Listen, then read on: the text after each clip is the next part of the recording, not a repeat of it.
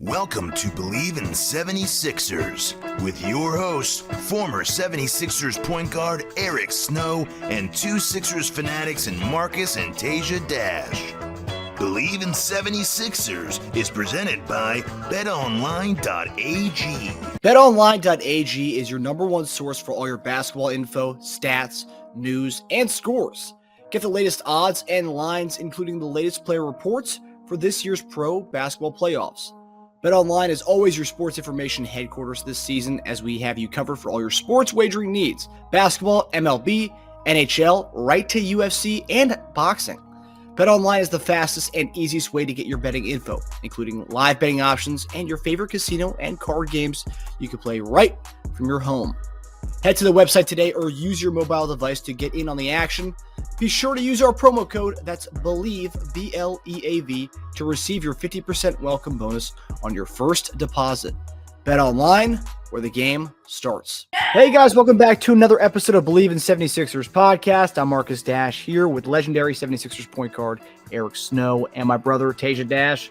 Guys, a lot of news has come out this week. Early start of the week was kind of a rough one when Embiid made those comments with Maverick Carter, and then obviously we've seen more Harden stuff come out over the last few days. But how's everyone doing? Good, yourself? I can't complain. I am happier now that as the week went on, better news came out from the Embiid front. I don't know if it's Embiid's PR people cleaning up the mess from the Maverick Carter thing with saying it was a troll job, and then also saying he wants to be a one team guy. He wants to be like a Kobe and Dirk Nowitzki. What do you think about that, Eric? Do you think there's legitimacy to that, or do you think that's just his PR team kind of trying to clean up the Maverick Carter interview?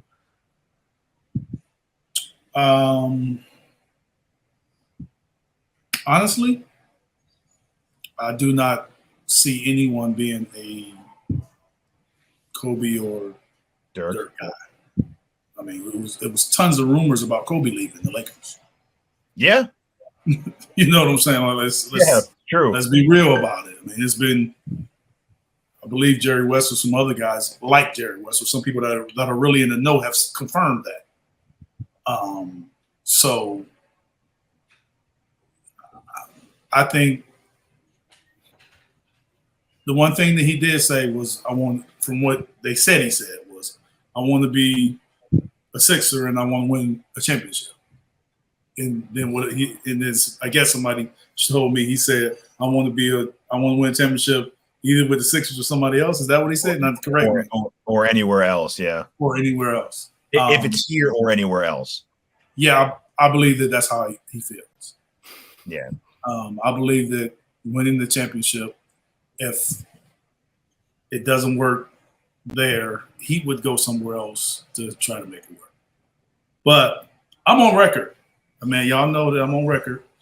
And so I got to admit it that when I said it, I know you all, some people thought I was off base when I was like, the Joel time to win a championship was what?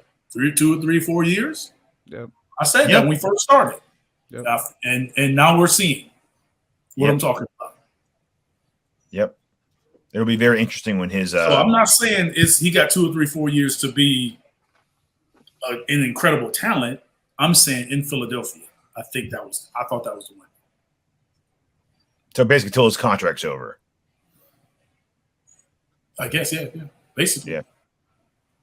Because I think he can. I just think that I don't think Philadelphia can get free agents. Mm-hmm. If they don't make the right moves or you don't draft right. You know, if you draft, then it's going to take time. If you don't make the right trades, I mean, you got to have some luck in there. But Philadelphia doesn't get free agents. Man, you're hitting on all of our stuff today, Eric. Good segues.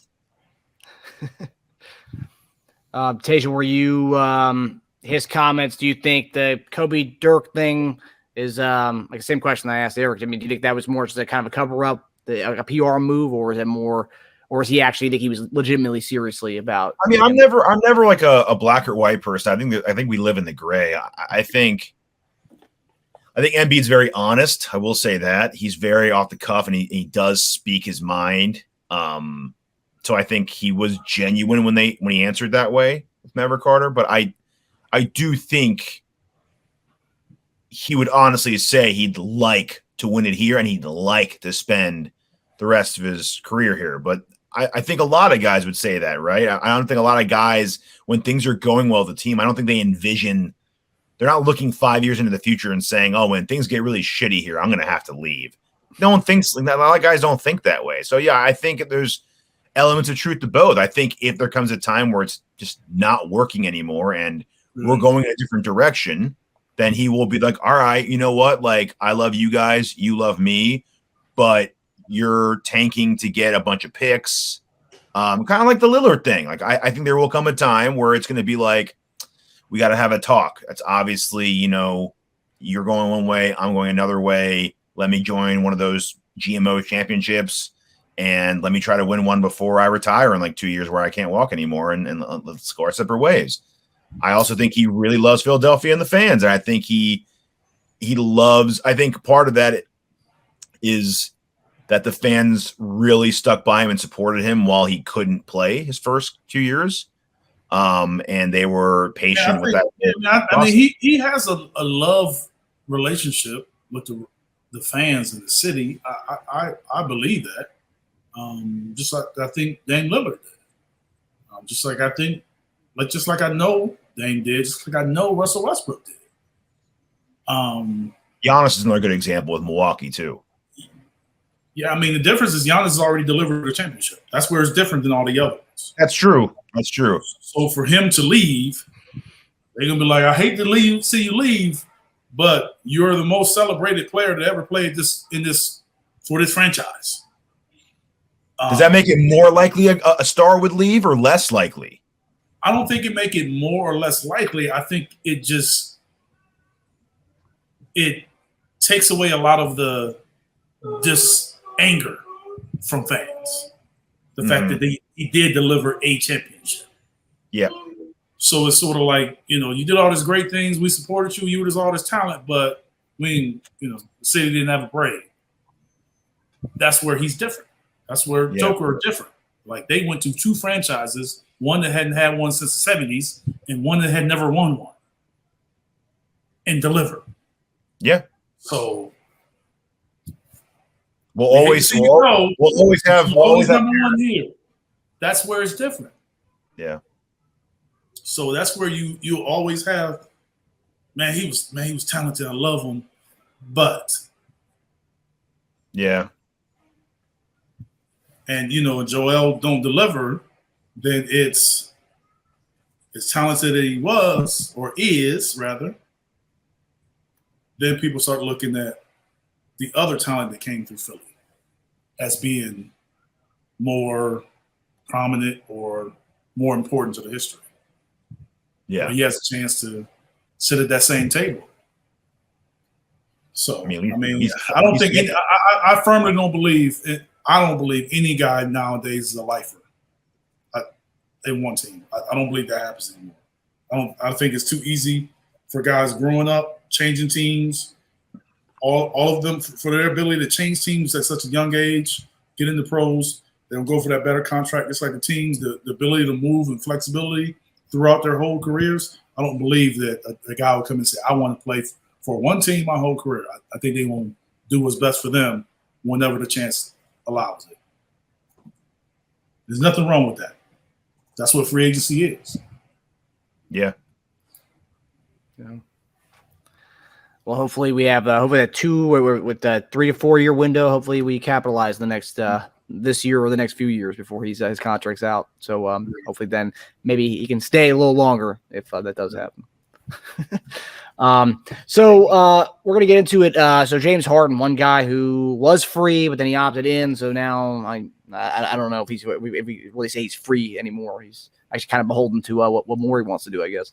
But so I know a lot of people are tired about talking about James Harden, the saga.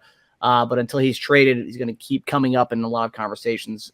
So this week, one of the reports came from Jake Fisher, is that Harden's expected to report to camp because, quote, you can cause far more headaches for the organization you're trying to leave by showing up as opposed to staying home, end quote. A lot of fans just want Harden gone for the best you can get for him right now. And other fans want us to be as patient as possible, and hopefully Morey can pull something out of his hat and get the best return. So where do you guys stand between these two things, in as far as letting Harden go for whatever you can get right now and being patient and waiting for something? Where do you guys stand between the two arguments there? And along with waiting, putting up with headaches, right? Yep. Okay. I mean, I don't have a problem with them waiting. I'm not tripping on anything happening right now. I don't want it to go into camp, though. I think you need to have whatever team you're going to roll with in camp. Really? Yeah. You go to camp with him, and then you trade him a month later. Team's not winning the championship if that happened. What if I said the potential returns 20% better if we wait a month after camp? Would you still say no? The team's not winning the championship. But would you win a championship with an inferior trade before camp? I think you better your chances. Having a full year. We just seen Denver do it, right? You seen Denver do it with a 20-plus scoring guard and a dominant big man and role players. We just watched that. Those are very good role players they have. I was just saying they're very good role players now, but they weren't very good role players before. Nobody was talking about Bruce Brown. Nobody wanted him. I was talking about Porter. I was talking about Porter and Aaron Gordon. Okay, Porter. Who else? Come on, man. Stop being like that. Stop acting like now all of a sudden Denver's role players are any better than anybody else, other teams' role players. I mean, Aaron Gordon's paid like a top 50 player. He's not a bum. I mean, so if he made $40 million, he would be Tobias Harris. Is it fair to say he's any better or worse than Tobias Harris? They're very close. Yeah, very close. That's my point. That's the point I'm saying. In Philadelphia, our guys can't play, but Denver, Aaron Gordon, they won a championship is great. And I think him and Tobias are similar. They're comparable for sure. Yes. Yeah. I wish he was making that. I wish Tobias was making that. That's what I'm saying. I'm not talking about the salary. I know. I'm talking about the roles and the expectations of what they did on the court. Totally. The team success. Look, I'm saying Tobias Harris played on the team that had a 3-2 lead in the semifinals. Yeah. If that was Denver, if things switched and Denver had that lead and lost, and we did what Denver did and won, our role players would be great, and we'd be talking about how Denver, Joker, didn't have guys around them. Guaranteed. The problem being a role – that's the point I'm trying to say. The problem being a role player, though, in those situations is that usually when you win, it goes to your best player's credit, and when you lose, people look at the highest salary player. I'm not knocking the guys because I've been that guy. I'm saying the perception. That's the perception of it. So I'm saying, you're saying if we get guys and how can we win? I'm like, that's what I'm saying. Like, Denver just did that. That's all I'm saying. They did that. Milwaukee did that. But see, that's why I count money, because in the difference between Gordon and Harris is a Bruce Brown money. So I'd rather have Gordon and Bruce Brown than Harris. That's the problem. Bruce Brown is our backup is Melton. You went in the last year saying that Bruce Brown's way better than Melton? No one would have said. You wouldn't have said that. It's close. You. That's what I'm trying to say. Now they're very similar. Pretty close. It's pretty close. Okay. I think Melton and Bruce Brown are comparable for sure. They are. We had two 20-point scoring guards. They had one. Yeah. Well, I think we all know what the biggest difference is, right? I mean, the biggest difference is Jokic played like an MVP and our MVP didn't play like an MVP. That's the biggest bottom line, right? So James coming back, if he doesn't do that, will that change anything? If James there or not? Would James come back change? If James comes back or it's a different package comes back. If Joel doesn't do his part, it doesn't matter. That's what you're saying. No. Okay. No, it doesn't. No. But I still think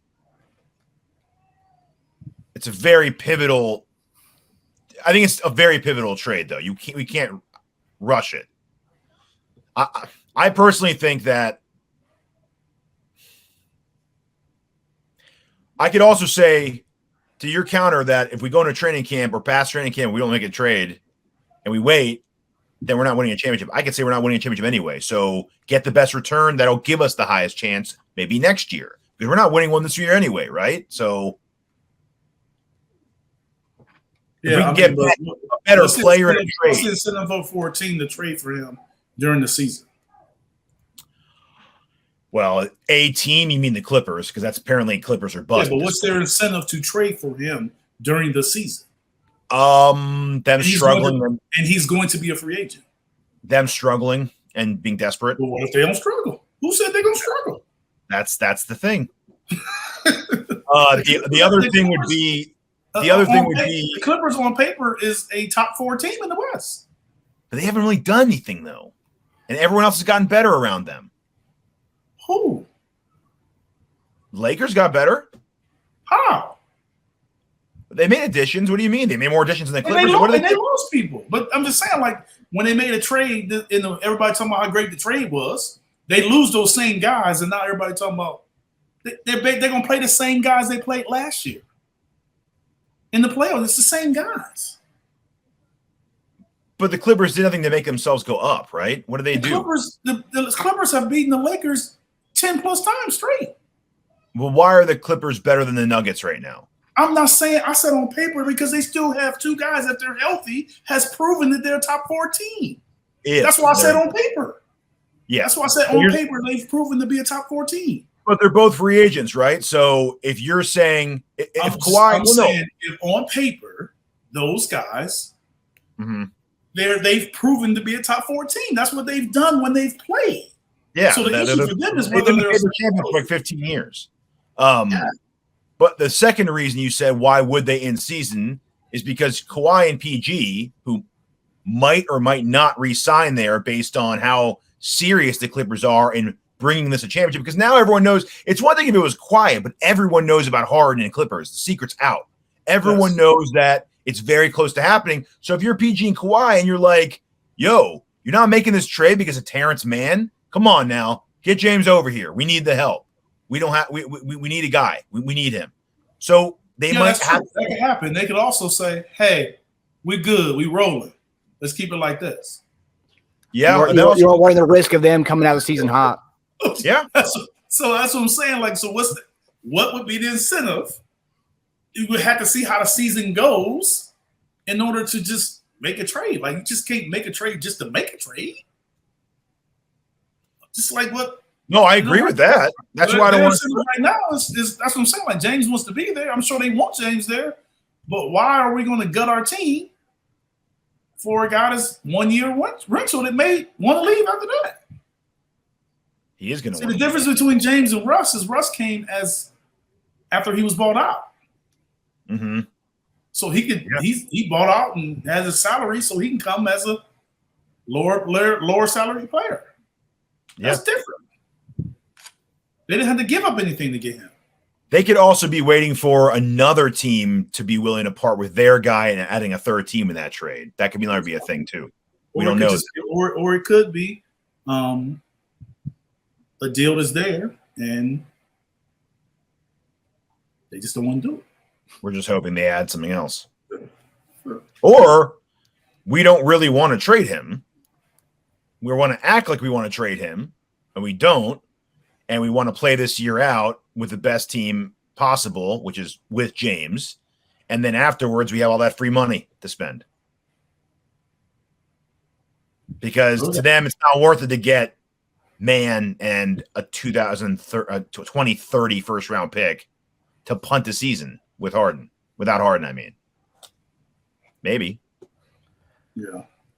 I read something in the a tweet earlier about the new CBA. There's something in there now that a player has to report within 30, cannot miss more than 30 days or something like that. What's the exact thing, Teja? It would allow the Sixers to block Harden from entering free agency if he holds out for more than 30 days after the start of the season. Okay. But he'd also have to hold out for 30 days. Harden is really good at holding out, but in. He'll show up. I told y'all that before. They're not going to get the best James Harden, but they're still going to get a talented James Harden. Mm-hmm. James Harden has the ability to come in there and get his numbers and play well, and the team still be in the funk from the locker room because he has a personality and he has people he get along with. I think it will be a splintered locker room, either players against players or players against management, players against coaches. You have a new coaching staff that's supposed to coach a James Harden, disgruntled James Harden in his first year, and he still has Joel. Good luck with that. But is it like a chicken match of Morey going, are you really going to tank this year and go into free agency next year? Who's going to want to pay you next year with the way you're acting? Philadelphia's not. Philadelphia's not, but the Clippers won't have money. Philadelphia's not now. No, they are. So why are they even having the conversation with him? Because he wants more, right? So why is he having a conversation with Philly and they're not taking care of him? He's going to go to camp and not talk to them. Maybe they think $36 million is paying him. Yeah, but I told you all when he signed that deal that deal was done with a certain kind of expectation. Yeah, and there was no reason for him. There was no reason for him to take less when he did it. And then he less played. Though? Huh? It's only less if people pay you more. No one's paying him more. So is it less? Did a guard from Toronto get more than him? Someone's willing to pay him that, though. You're worth what someone's willing to pay you. I know a guard is. I know someone's willing to pay him, but that also set the market, and he played within that market. Mm-hmm. So, and this is your guy, and you saying you're taking care of him, but then the market has been set, and you're saying we're not going to do that because you have no leverage. That's playing hardball. That's not being fair. That's being fair to the team. That has nothing to do with being fair to the player. So don't get mad when the player plays hardball too. But the expectation you talked about was showing up for game 6 and 7, which he didn't do. That's all I'm saying. Well, some guys weren't even in 6 and 7 and got that money. True. Yeah. So come on now. Let's be real now. Yeah, true. But hey, ironically enough, that team that paid the Toronto guard is a team that was supposedly going to pay Harden. So they chose to pay Toronto guard over Harden. So it shows you the one team that Harden was trying to play leverage and hardball with wanted to pay. They also got a different coach now. And he's also 5 years younger and hasn't gotten his way and gotten off 3 teams, though. He's a different coach. So you never know what he may. When you bring that coach in, you got to kind of want to do some stuff. He coming in and you're younger and which direction you want to go. He may want to know part of Harden. Memphis. They probably had a plan to. Now we got to stay young. There's no need for us to go get an older guy. So I don't think it wasn't from lack of talent with them not signing James. It was attitude. I heard Ime wanted no part of Harden. Is what the report. The report was he told management. I don't know. So all I'm saying is, all I know is if the ownership wanted him, Ime wouldn't have had a say. So. Yeah, they did say they asked Ime when interviewing him about Harden, though. Yeah, but obviously they wanted to go in a different direction. But the market was still set. Yeah. It's unfortunate. The market dried up for Harden. Houston should have never came into play. It shouldn't matter. The market has been set. He averaged 20 and 11, led the league in assists, third best record in the league. What are we talking about here? If you can't get money like that, what makes you think they're going to give it to you next year when you're a year older? Yeah, but that's part of it, right? You name all of his positive accolades. Negative is he is turning 35. He is declining. Trade him. They're trying to, apparently. No, they aren't trying. That's what I'm trying to say. You can trade him. You can't not pay a guy and then say, well, we don't want to pay him, but his value is way higher up here. How's it both? How's it both ways? How do you say you don't want you devalue him in the trade but don't want to pay him the value that you're trying to trade him for. So you think it's wrong that Sixer management is saying, we think you're worth close to what you're getting now? No. They think he's worth more than he's getting now. Who does? The Sixers do? But didn't want to pay him that. If you could trade James right now at his value. At his salary right now, they could go make an equal trade for his salary right now. Oh, you mean bring back equal money? Yes. Yeah. Quickly, teams would do that. Yeah, the Clippers have a lot of guys that can do that. Quickly, they would do that. Okay. Yeah. So if you think his value is more than that, pay him. But you're saying, hey, you signed the contract. So he said, okay, I did sign the contract. Watch this. But here's the thing, though. He opted in before that deadline. So, but maybe maybe they could have given him more money, though. Maybe they would have. We'll never know now. He opted in. Obviously, it was an issue with the salary in years. They weren't on the same page. Yeah. Well, yeah. I mean, that's the thing. Well, let's say they wanted to give him a new 3-year deal starting at this number and ending at around like 40, 41. He saw Van Fleet's number and he's like, no, we start at 41. We get our way to 50 eventually. Who knows? I mean, that's just the difference in evaluation and salary. Yeah, I hear what you're saying, but the fact that they didn't give Maxey an extension tells me that they didn't come high on the deal with James. Yeah, they're saving money for sure. They're saving money. Yeah. I think the Sixers want to just play this year out with the same team and see what happens. I don't think James wants to go along with that plan. I think they're hoping they go to camp. He sees all this being said, Tobias is a free agent too. What's that? I said, all this being said, Tobias is going to be a free agent too. Yeah. And Maxey's playing on a deal that he didn't get an extension. Yeah. Yep. That could go north and then go south too. Yeah. Oh yeah.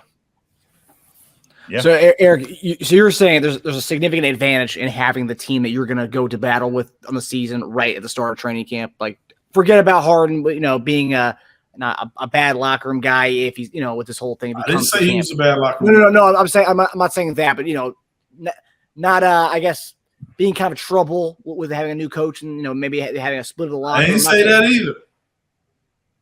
Okay.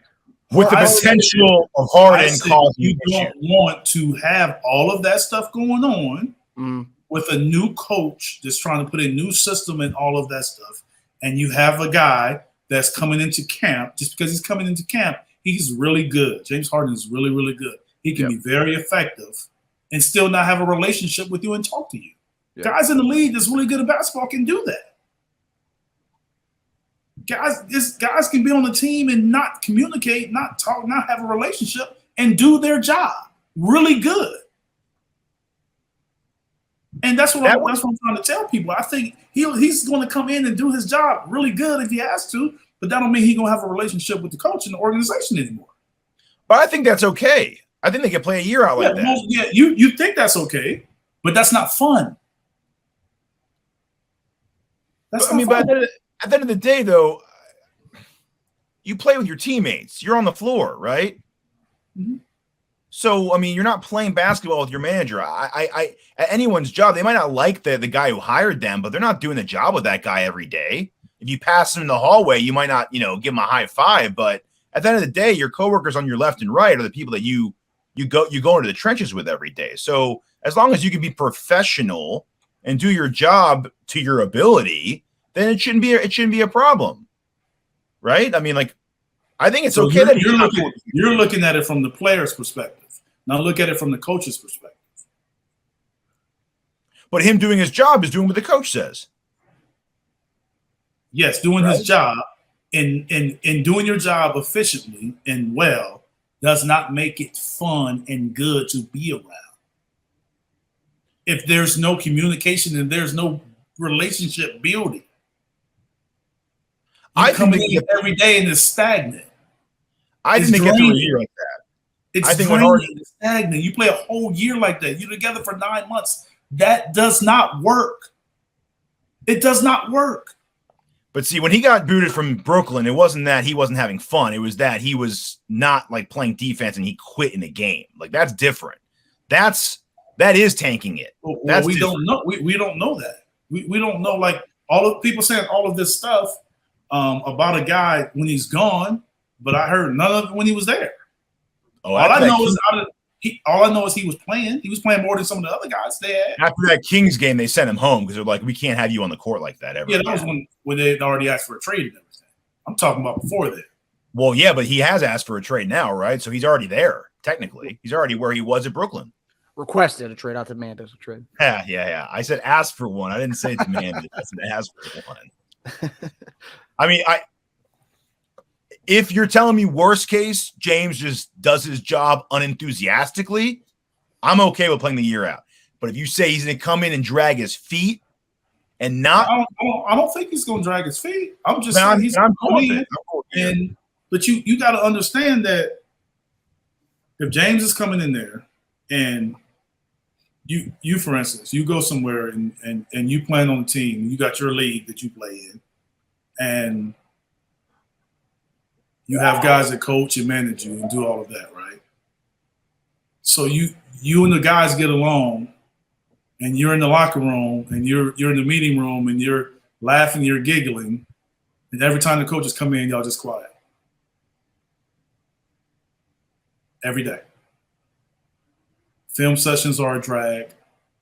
Shooting and practices every time the coach is around is a drag. People are not themselves if it's some kind of issue in there with anyone. People can't be themselves. Not everyone's not going to be themselves because you're going to come off as fake.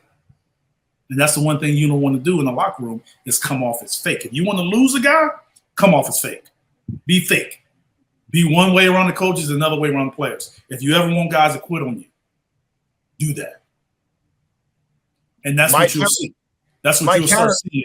You'll see guys that talk to James and talk to people one way, and then when the coach is around, be another. Boom, that's a splinter. That's a sign. Can't trust him.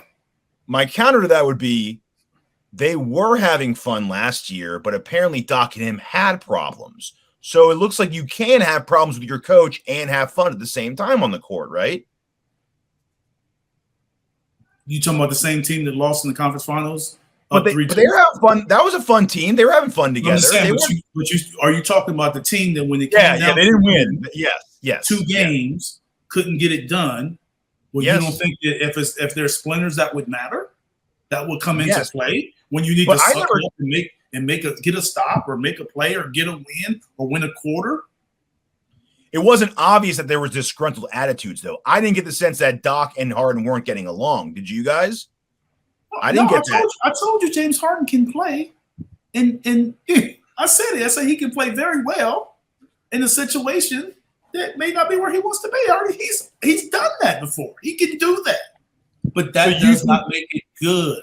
But do you think that's what he means by causing headaches? That's like a headache to me. A headache means like taking off from Vegas and coming back at 4 in the morning. The difference is it's a new coach. That's what I'm trying to say. A new coach, new system, everything's new. So you're starting from scratch. So you're going to go into camp like that. And everything's new with this issue. And then change it along the season and everything's new. Good luck. Good luck. Yeah. I mean, if he's causing headaches, then I didn't say he would cause headaches. No. That's the headache that's already caused. The headache that's there from the team standpoint is already there. The report. He's already requested a trade or asked or whatever they call. He's already did that. So if you bring him back to camp, then you bring in a headache there.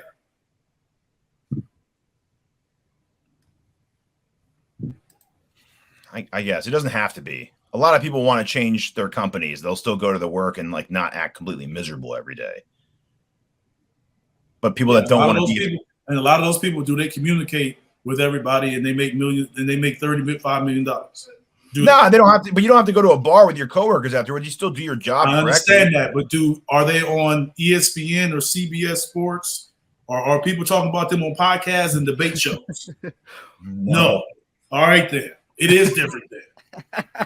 It's a little different, Teja. It is different. No. I didn't say it wasn't different. It's definitely different. I'm just saying, but I think there's a difference between causing headaches and just not enthusiastically doing your job.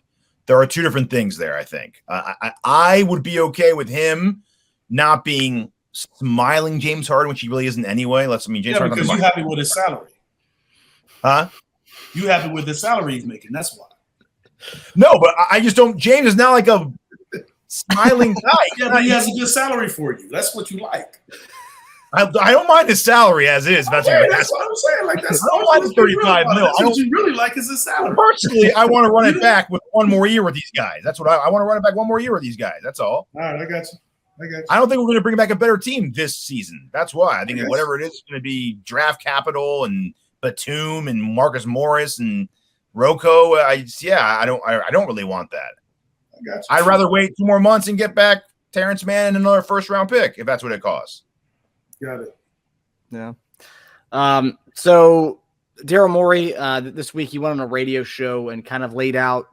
He kind of hinted at what his plan is a little bit, kind of playing on a little bit what we're talking about here with this whole Harden trade. But in the Morey interview with Anthony Gargano, a Philadelphia radio station, Morey made interesting comments about how James and Joel are both hard to play with at times because they are such dominant forces, and that a wing that can play on and off the ball as an ideal pairing for Embiid.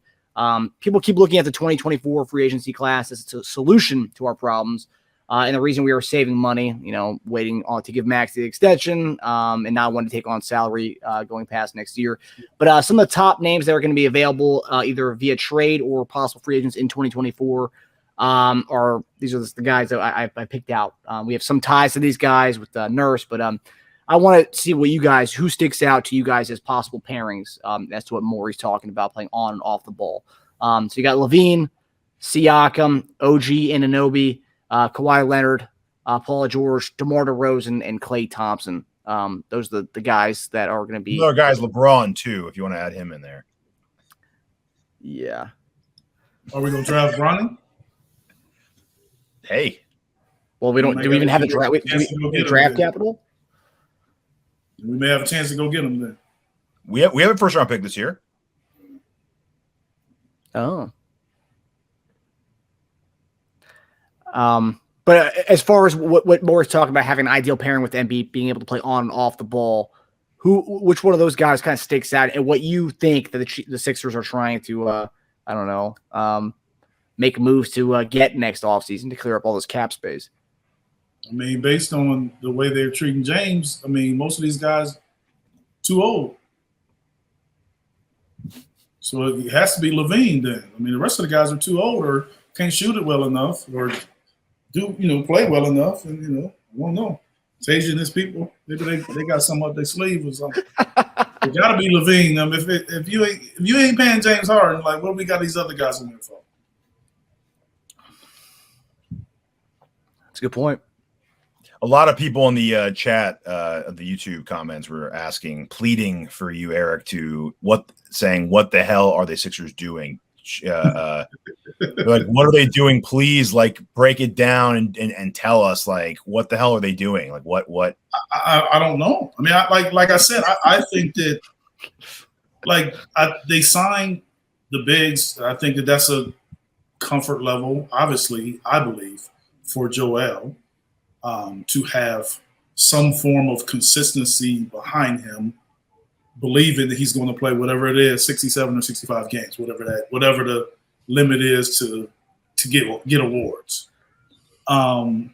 If something happens in the playoffs, and you can be solid in that position. I firmly believe they're held up by James' situation and Tobias' free agency. I don't think they really know what to do.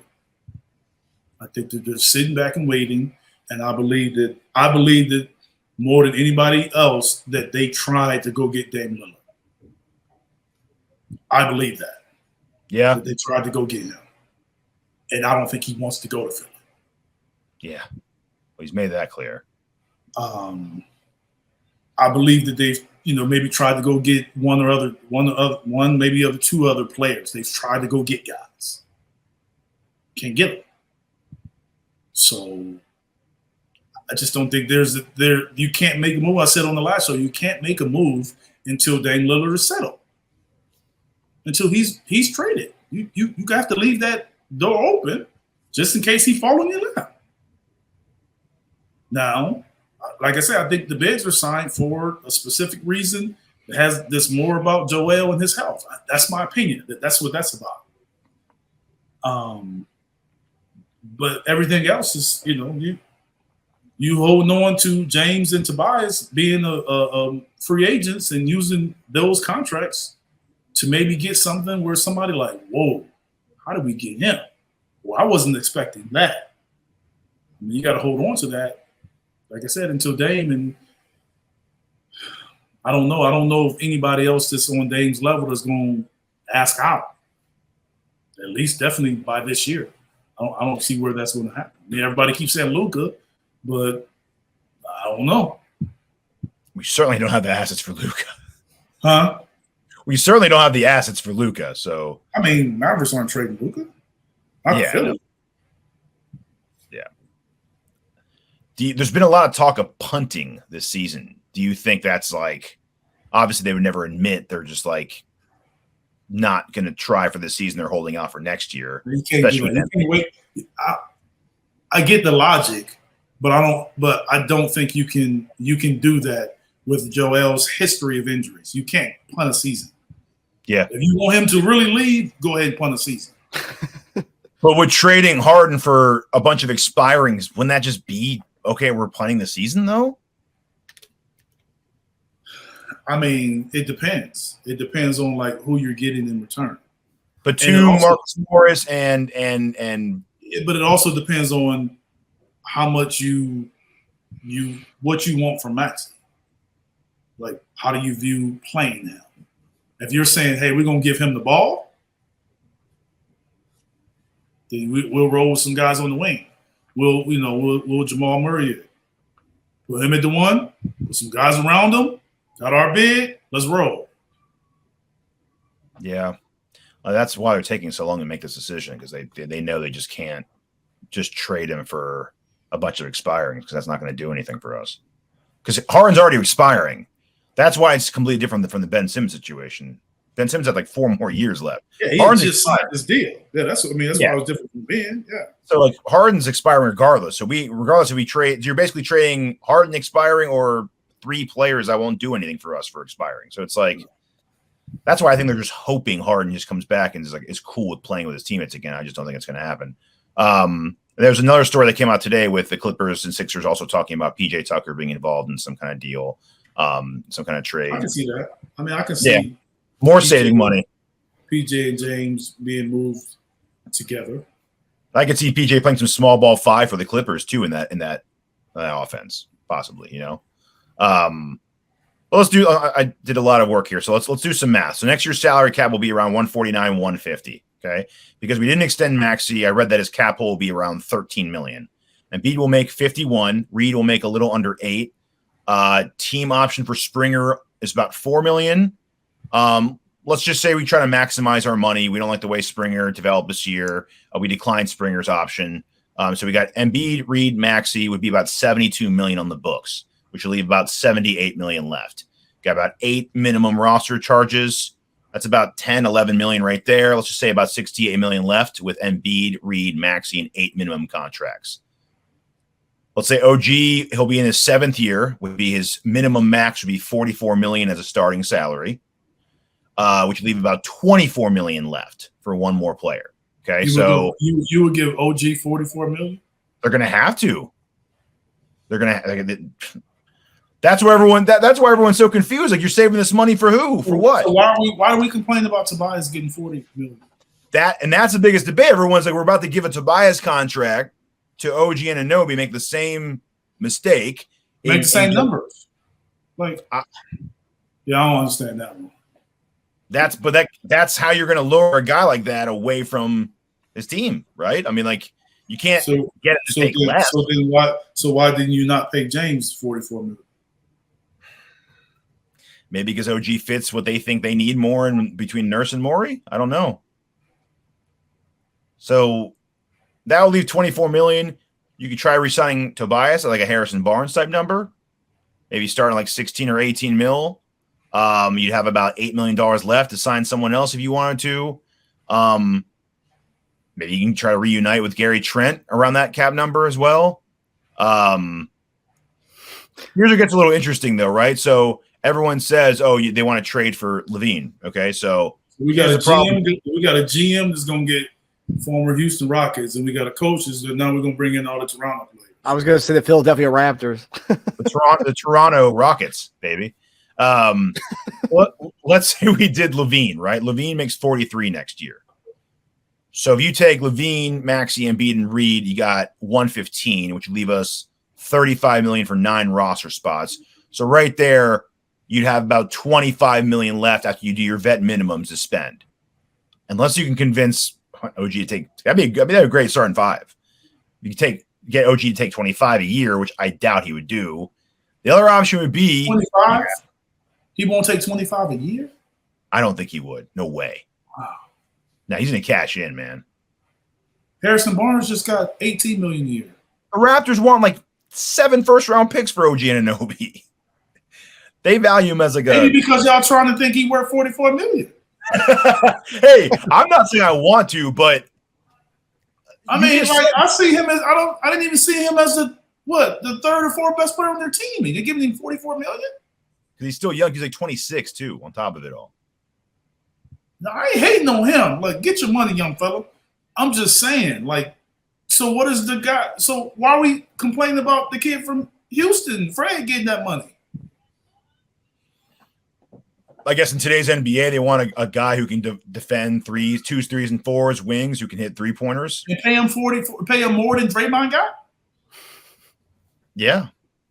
He shoots around 40% from 3. He can play defense. How many points does he average?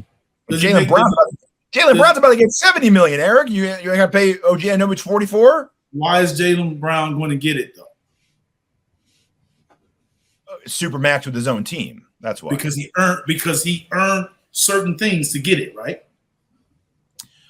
I mean, but that's not fair though, because they no. What I'm saying is you have to make certain bars to get that salary. Oh yes. That's what I'm talking about. Yeah, that's why he's getting that. Now that's why he's eligible to get it. Eligible because he made those certain bars. The other option would be you overpay for OG, give him his 44, whatever. You have about 25 left, 24 left. That's something that DeRozan would sign for. Because this year he's making 28, and a lot of people thought they were overpaying for him. I think he will have a lower contract this upcoming year. Now, if you can get, I don't know about the fit. I'm just talking about getting as much talent on this floor as possible. Maxey, DeRozan, OG, Paul Reed, and Embiid, that's a pretty good starting 5. A good mix of offense and defense, too. I don't know about the fit, but that's the kind of thing they're trying to work on right now. But there's just, I don't know, man. Yeah, well, I hope not. To save all that kind of money to do this? To let go Tobias and James and complain about their salaries, then turn around and sign Toronto's 3rd best player for more money than them. I don't think I'll ever understand that. So you'd rather have Siakam for that same money? Is Siakam better? Is he a better fit, though? Is he better? He's proven he's better, right? Yes. Okay. So, like I said, we're talking about the 3rd or 4th best player on a team that we beat, that the coach got fired from, that said, good luck with those guys. Now we're going to go get one of those guys $44 million. Yeah. Nurse has a better relationship with OG, but yeah. Of course, because we're going to give him $44 million.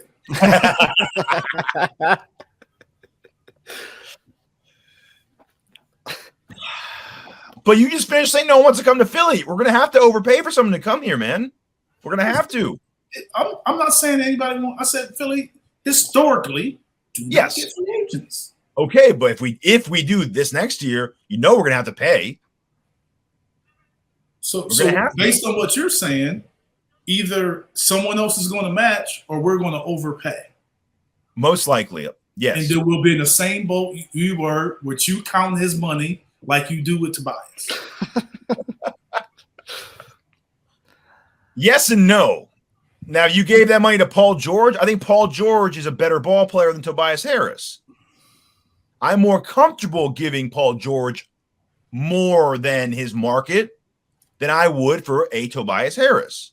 Yeah, that's true. You seem like you're more comfortable giving it to OG too. At least OG's like 27 years old. He's young. Well, Tobias was young when he signed his.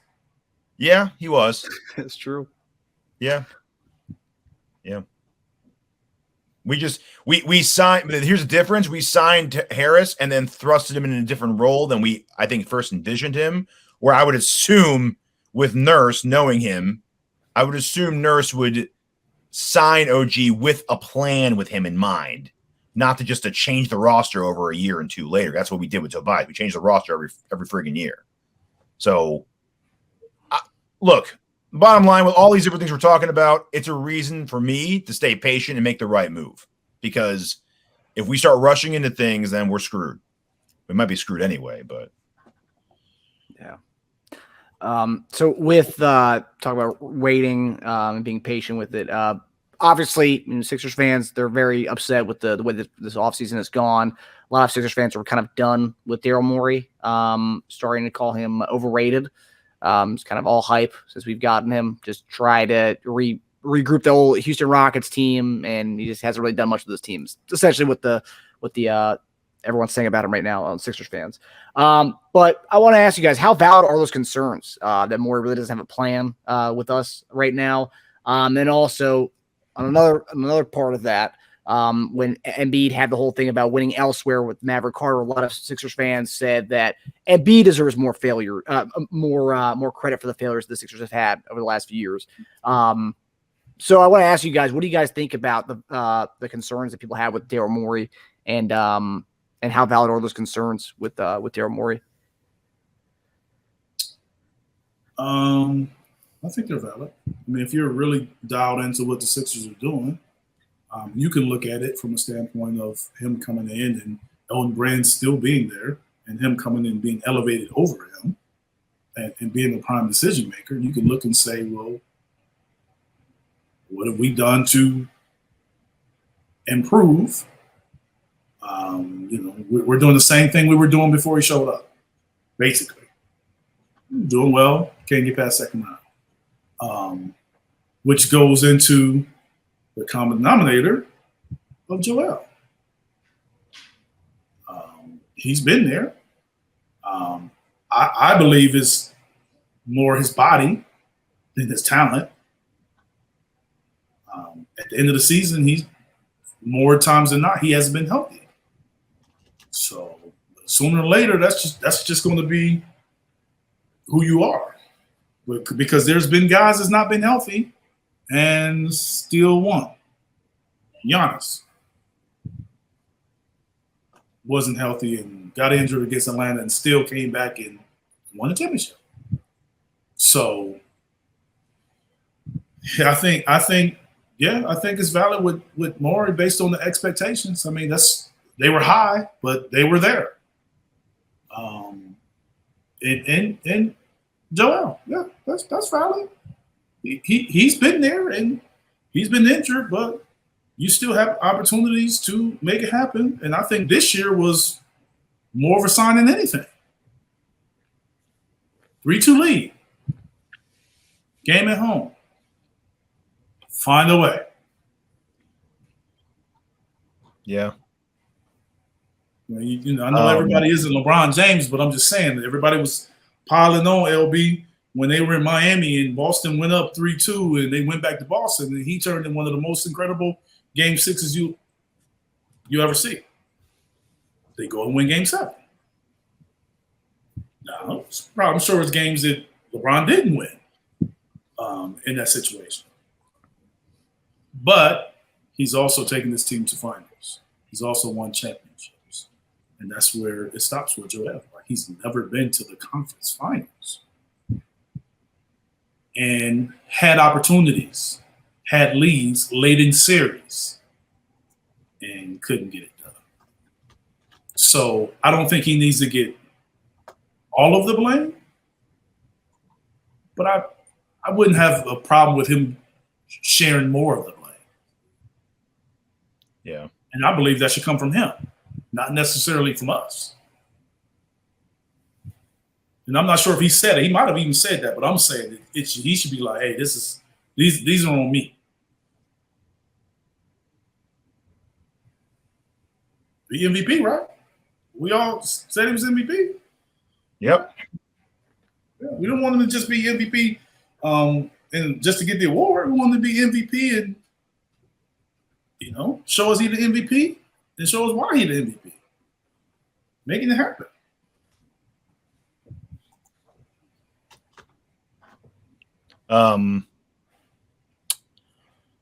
So I think when reading a lot of Sixer fans online, I feel like Morey gets grouped in with previous Sixer decisions that happened before he was even here.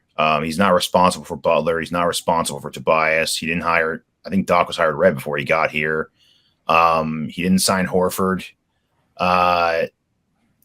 He was there when they drafted Maxey. He got rid of Morey. He got rid of Horford's contract. He acquired Seth. He acquired Melton. He was able to get out of the disgruntled Ben Simmons situation by trading him for Harden, which seemed like a really good deal at the time. He's also blamed for not acquiring Halliburton, even though I think Jake Fisher just came out and said he never heard Halliburton was on the table for Ben Simmons. So I think a lot of that's fiction. I think he gets blamed for too much. And I think he put together our best team since the Butler team.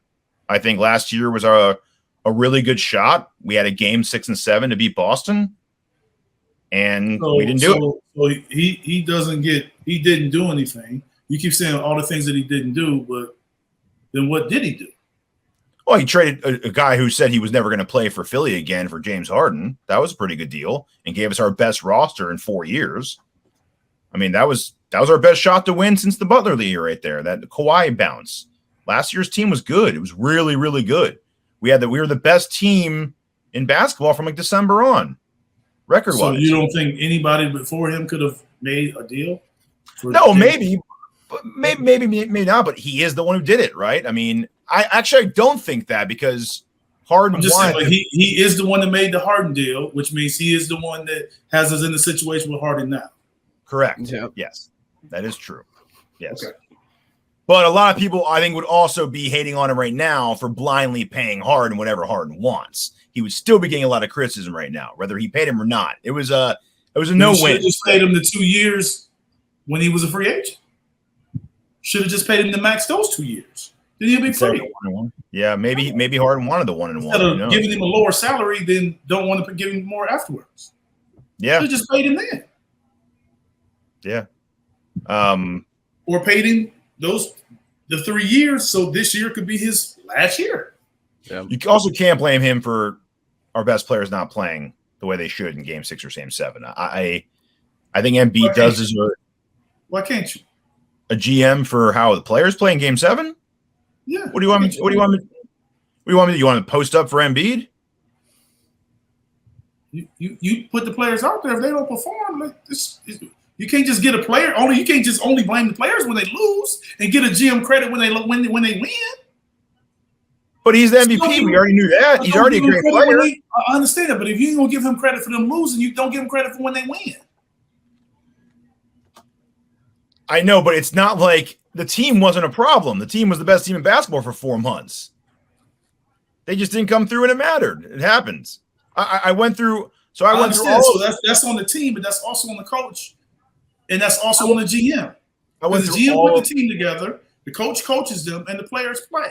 It's together. I went through all of Embiid's Game 6s and 7s over his career. Pre-Morey, during Morey, we post-Morey too, eventually.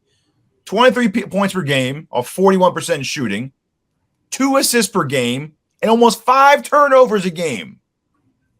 He almost has 3 turnovers for every assist he gets. That's not Morey's fault. A guy who doesn't know how to dribble all of a sudden in game clinchers, in game sevens, it's not his fault. That's that. It's injury. It's a lot of things. So a guy that scores 33 points in the season and it gets MVP has nothing to do with Morey. Is that what you're saying?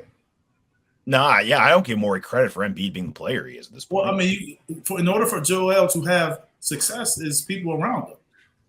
I think him getting Harden was a big part of this season. Yeah, I think Harden unlocked a bit of making it easier for Joel to score more. Yeah, I think it was his most efficient, easiest scoring season in his career. It was.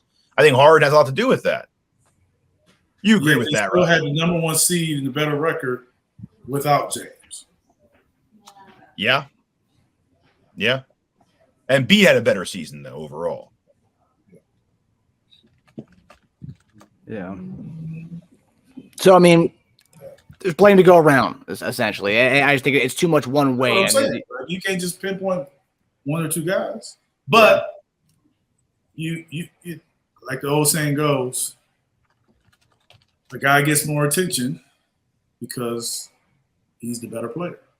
Mm-hmm. Like the guy gets more shots and touches because he's the better player. The quarterback gets more credit. Quarterback gets more blame. Yep. Best player in the NBA, when your team gets more credit, should get more blame. Yep. Sometimes that's what's wrong with the guy getting all the hype, and then when they lose, they blame all the other little guys on the team. Mm-hmm. Yeah. Yeah. And for a little moment there before, now that Doc's gone, now everyone's kind of shifting their focus to Morey. At first, remember, the scapegoat to everything was Doc. Doc needs to go. Doc needs to go. Now Doc's gone. Now everyone's just on Morey now. Now it's not Doc. Now you can't blame Doc anymore. And we haven't seen Nurse, so we don't know. They don't know how to blame him yet. Yeah. Hey, he makes a lot of in-game adjustments, though. So I mean, everyone's going to be. He tries those things. You know, he does different things. He does new things. Those new things. So maybe something's going to happen. New things, boy, out there on the court. Yeah, he really gets on his players too. So that'll be good too. No coach has ever done that before. Okay, so final topic, we've kind of addressed it. Eric's been kind of hinting at it, and Teja's hinted at it a little bit in this episode. But last question is more about Philadelphia. Pat Beverly recently said this is about his love for the city of Philadelphia and being a part of the reason why he signed. The quote, "People here are very different than what I've been used to. Everyone's welcoming, no matter what color, no matter what race. It's not like crabs in a barrel pulling each other down to get up. Everyone here works collectively for a common goal."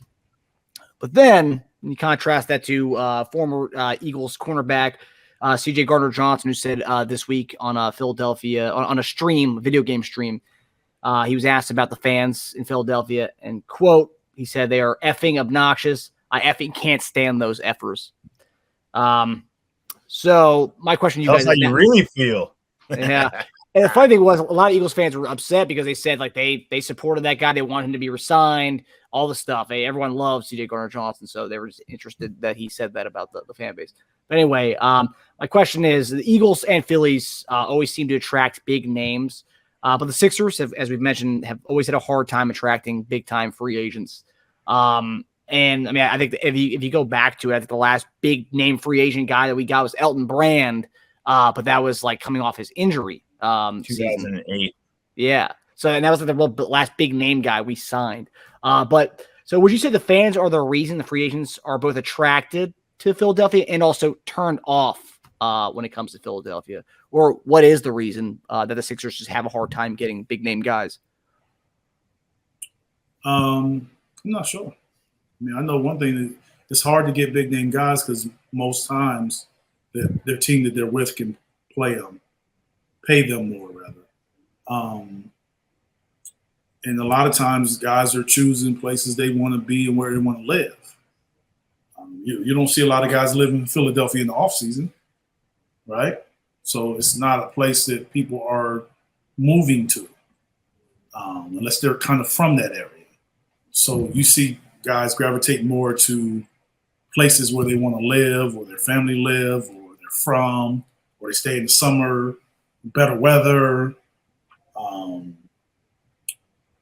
I firmly believe that, but I also believe that like we got to be real. Like it's Philadelphia, New York, Boston, it's not for everybody. It's not for everybody. Philadelphia is a tough city to play in. They are hard on you, in any way that they can be. That's real. So some guys, that's why I said it's not made for everybody. Some guys are going to choose if they have options, they're not going to choose that. I mean, everybody remember when I was younger, when I first came in the league, everybody was talking about how New York was the place to be and how everybody wanted to play in the Garden and play for the Knicks. Like, you don't see guys knocking down the Knicks door either. I mean, Melo went, but outside that, you don't see that either. Yeah, Boston, that was a trade too, right? Yeah, I'm gonna say, well, Melo, they got Melo in the trade. Like, you don't see guys really going to do that. Boston don't really get free agents like that. I mean, they got trades and they got really lucky with Brown and Taylor drafting. Not really lucky. I mean, they drafted well and they had the opportunities to get those guys. But those are draft picks that worked out for them. But Isaiah Thomas got there when he was a trade. Kyrie's a trade. Kemba Walker trade. I mean, they did sign Gordon Hayward.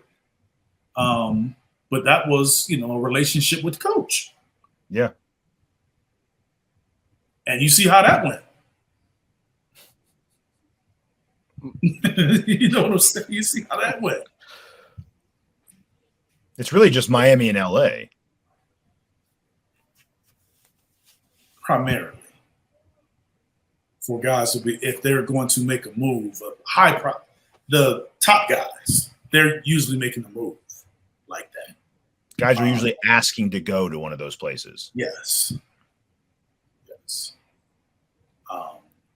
New York, I mean, like I said, like the New York Knicks and the Brooklyn had it because that's what KD wanted to be there. And they knew that was one of the few places that they could go together. Mm-hmm. So Philadelphia, I think that the only way it can happen is maybe how they're doing it, where they have a lot of space and they get a couple guys that want to go together. Yeah. And go play with Joel. Yeah. I think that's probably how you can do it. And draft Bronny. I think Gardner Johnson's comments are funny, but if they just paid him more money, he never would have said this. Then he'd still be in Philly, and he never would have said anything about Philly fans. Everything would be all good. Said it and feel it are two different things. He probably wouldn't have said it perfectly. Yeah, we never know about it, though. He feels that. Yeah, I think he feels that. Specifically with the Sixers, though, it's hard to say the free agent thing because we just haven't had the money to spend in a long time, right? I mean, we did sign Elton Brand back in 2008. After that, it was the process Sixers where they really weren't trying to spend money, and then they were trying to spend money, but no one wanted to come there. So they got like Jared Bayless and Gerald Henderson, and then they spent a lot of money on JJ Redick that one year, again, like 21 or 22 million because he just wouldn't come otherwise. And then they did the Harris trade and then the Butler trade, which soaked up the money. So they didn't have money then. And then they did the whole weird sign and trade for Butler. And then Horford did choose to come to Philly. He wasn't like a top name, but he was one of the top 10 free agents that year. He wasn't a bum by any means. Yeah. That didn't work out, but that's not the point. How that went. He did not work out well, but he did choose. What I'm saying is people pay attention to that. Yeah. Guys pay attention to that. So the word is around the league. Man, you don't want to sign Philly. That's the word around the league. That's why I know for a fact it's hard for them to get free agents. Yeah. The word around the league is you do not want to sign there as a free agent. If you're traded there, that's different. You're drafted there, that's different. But you don't want to go there if you have a choice. Not if you have options.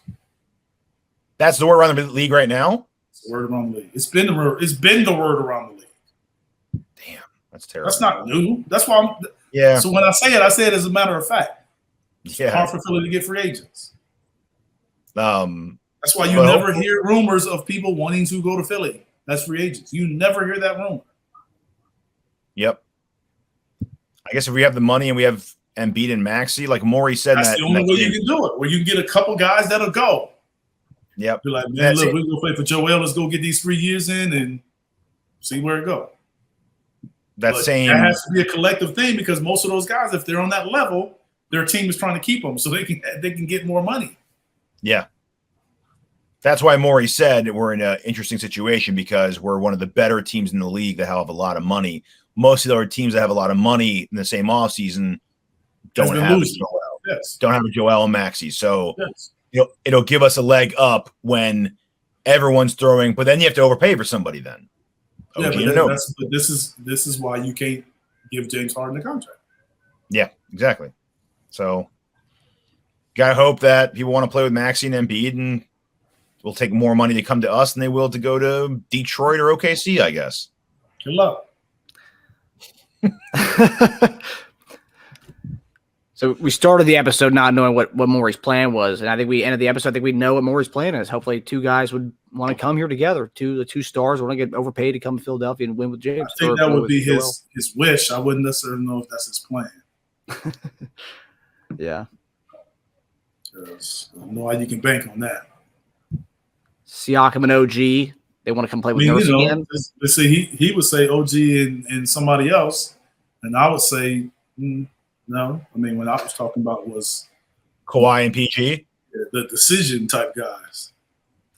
Yeah. Yeah. It's not crazy. So, PG and OG. Has OG been an all-star? No. Okay, so decision type guys then. Well, you get one decision type guy, then you get one OG type guy. Yeah, but the decision type guys were all-stars. And they're talking to each other. The decision guys aren't making these kind of packs with OG. Yeah, they were all-stars. They were guys that PG and Levine. Yeah. Yeah, I could get around that. I could get around that plan if Morey's got that in his sleeve. I would say more of like a DeRozan than like a PG, most likely. Which I'd be okay with. Yeah. Yeah, but they wouldn't have OG though, so I don't know how you can deal with that. How you and Nurse gonna deal with that? Okay. So OG's and you like OG's a good pivot too because he's in the middle of age between Maxey and Embiid. So you have like a longer window slightly, right? But you just said you wanted 233 plus guys. Oh, we're not going to have that. Come on now. You just said it. You would take it. Yeah. I'd be okay with sure. I mean, what are we talking about here? As opposed to what? Marcus Morris and Batum and Robert Covington? I mean, yeah, I'll take that and run. No, we're talking about next summer. You're equating this summer into next summer. Well, depends on the move. You said those two guys next summer. But a lot of people want us to trade for Powell. A lot of people want us to trade for Powell, and Powell's got 3 years remaining. I don't think Morey wants that. But he's the best player in that deal right now, a 20-point scorer, right? So it sounds good to add for this season, but 3 more years left. It's not. I don't think he wants that for $20 million. You wouldn't take Levine? How many years Levine got left? No, Levine. I think Levine's a higher bar than Powell, right? I'm just asking. No, I would. Yeah, I would do the Levine. Levine sounds like what he wants. Off ball, on ball. Yeah, I got you. Hey, Powell, also a Nurse guy. So if we do get OG, that's two guys, who could come together. Yeah, he traded Powell. That's right. Yeah. Well, he didn't trade him. Ujiri did. Yeah, I'm sure they were on the same page. Yeah. Well, let's not start blaming Nurse. Page. They wouldn't be on the same page based on what we said earlier. Wouldn't be the GM and the coach, and they wouldn't be on the same page. Because the coach gets to blame and the players get to play. You can't blame the coach for Ujiri's moves, man. You can't start doing that with Nurse. Come on. Give Nurse some slack here. Come on. Yeah. All right, guys. Well, that does it for us, guys. We hope you guys enjoyed the episode. We'll see you guys next week as maybe we'll get more rumors as to maybe Clippers are bending a little bit and throw us a little Terrence Mann action for this Harden deal. We'll see. Maybe not. Maybe they'll watch this episode. Maybe, you know what? We'll ante up. We'll throw Terrence Mann in there. Yeah, definitely right. All right, guys. Hope you guys have a good weekend. All right, take it Here you easy. go, guys.